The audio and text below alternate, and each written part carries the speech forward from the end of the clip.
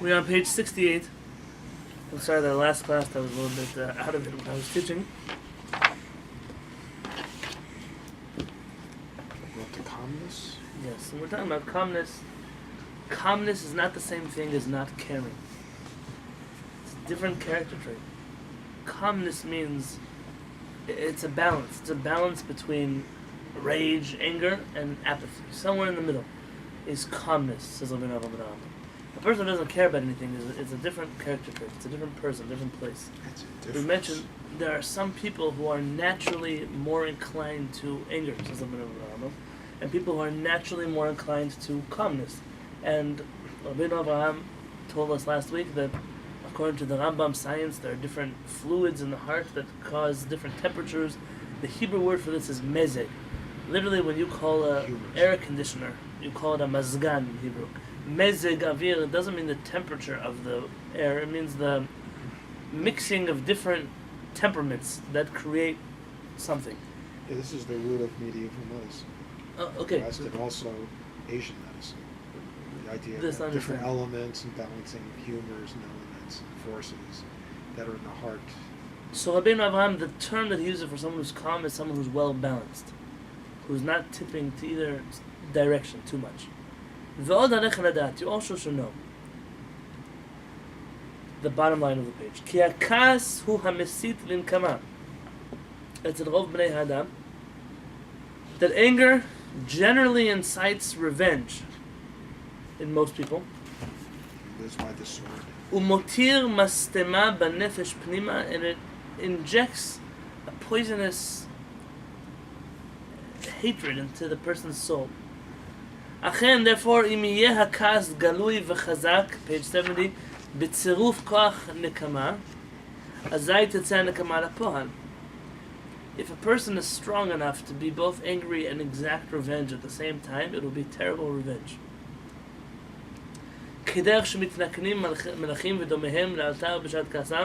Like kings who, rulers, that they use their rage at that moment, cut off his head, whatever it would be, and that's how they channel their anger. Very good.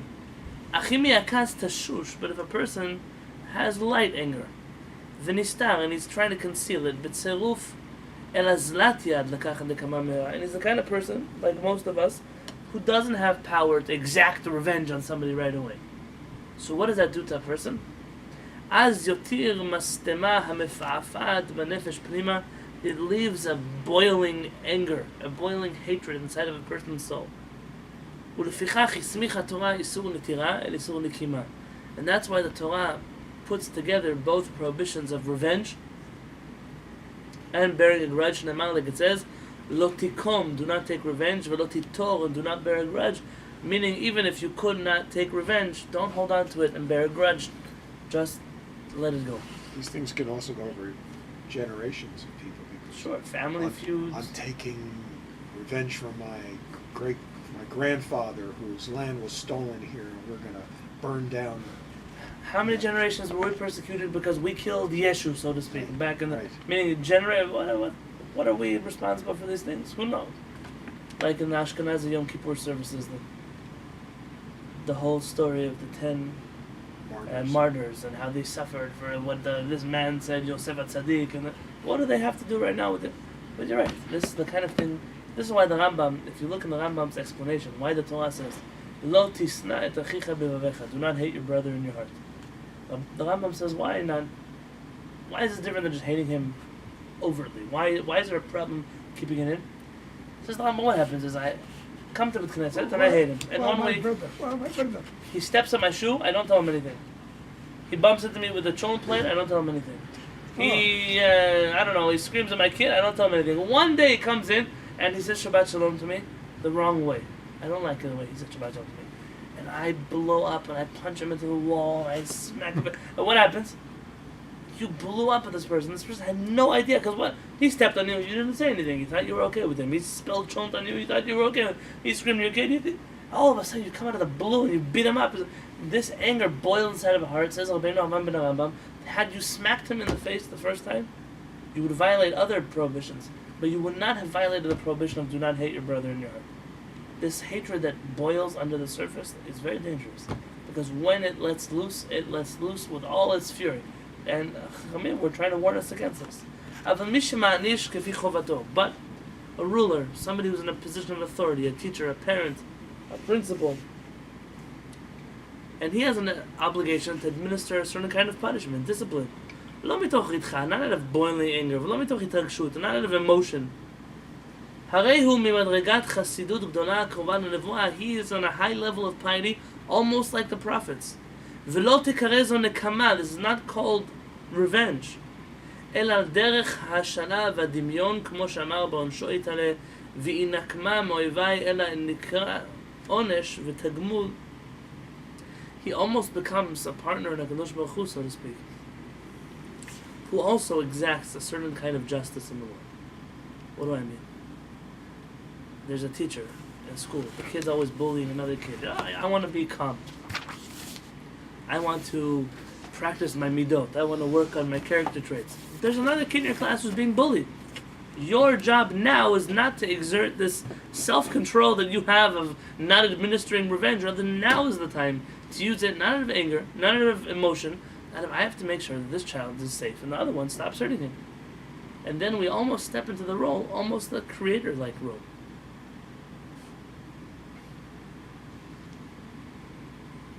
It's very difficult to display anger and not feel it.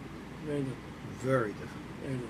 It is. I know very few people who can do that. Now, perhaps in this situation, it's not a personal. You're not angry, meaning I'm punishing, but it didn't hurt me. It hurt somebody else. And my job is to act. Disciplining the students. What? Disciplining. The discipline rarely. When a teacher disciplines out of his own ego, they talked back to me in class, and I'm gonna. That's already different. That's what Zev said. You can't be angry and disciplined at the same time. It's very difficult. But here you're talking about a position where you have a job to do. You have David HaMelech Alav Shalom was cursed by a man named Who was cursed? David HaMelech. Shimi ben Gera. Remember him? No. Shimi ben Gera. He came and Shimi sounds like a very modern name. Shimi ben Gera came and cursed him. All kinds of terrible things he did. Some guy on the side of the road. And David HaMelech never. The halakha is that a person like that who defames a king in public is executed. David HaMelech never killed him. He didn't want it to look like he was a petty person who cared about what everyone said on the side of the road.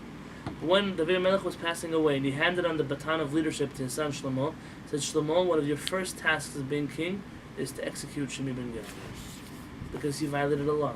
And David HaMelech, there are all kinds of explanations what was going on here.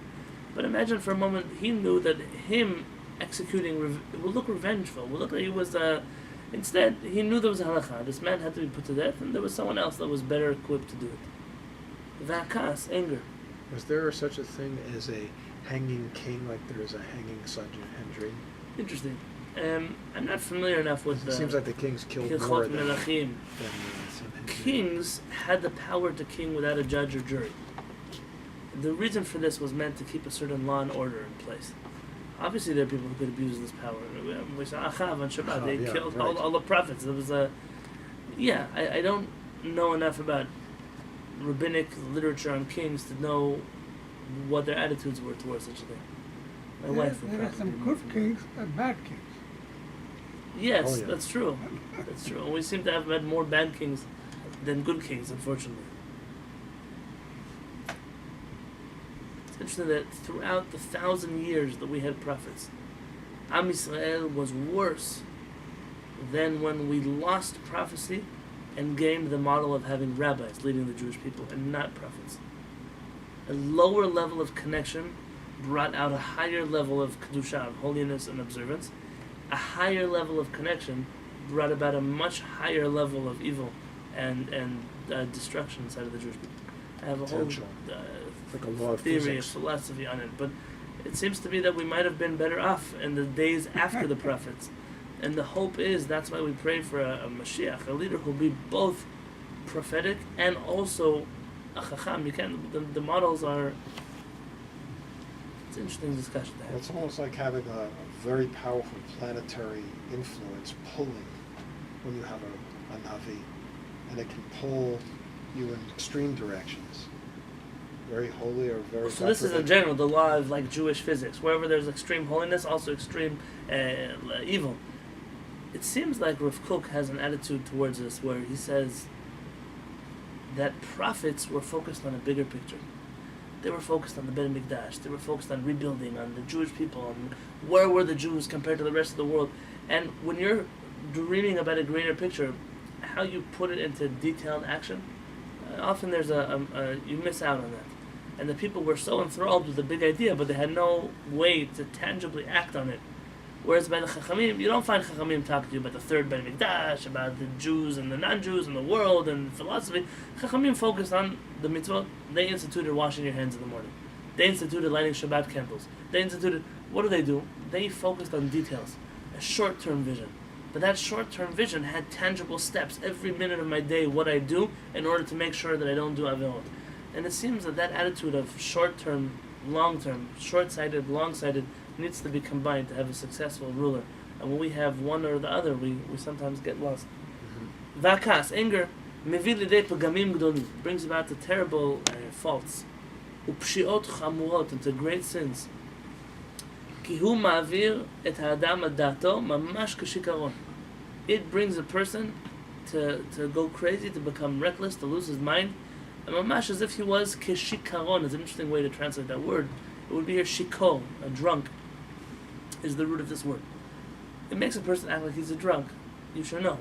Until 300 years ago in Judaism, being drunk, drinking alcohol, was not synonymous with Judaism.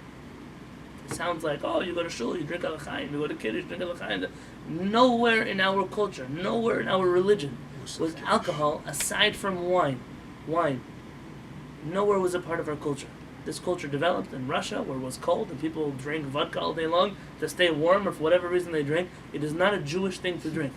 I agree with you, but it does say for some of the Chagim, spend your money anything you want to meet. Strong drink, it mentions. Wine.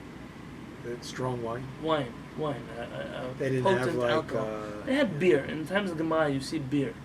But even if you drink a shot of alcohol, that and becoming drunk as a whole, today people make mitzvot. You get drunk 3 times a year, 5 times a year, 10 times a year, at weddings, at bar mitzvahs, you get drunk at kiddush. You see rabbis who get drunk. It's a whole... We spoke about that whole issue with that. It's a whole new culture of drunk. A rabbi who gets drunk is a criminal. They should put him in prison. There's no excuse for a rabbi to be drunk. What kind of... imagine if you heard the Pope got drunk. The Pope is a Pope. But the Christians will stop believing in a Pope who got drunk. Why do we still have rabbis? They run around drunk. They're drunkards half the day, half the week, half the month. It's a person loses. When a person is drunk, they lose their dat. And Judaism is all about perfecting this dat to have complete control. And if this dat is lost, then what do we have? We go back to being a monkey, a baboon. I don't know. It's a scary thing. Our rabbis connected always being drunk and being angry because both of them cause you to lose your mind. People lose control. Lo tirtach delo techti, velo tirvi delo techti. Do not get drunk. Do not get angry so you don't do an avera. Do not get drunk so you don't do an avera.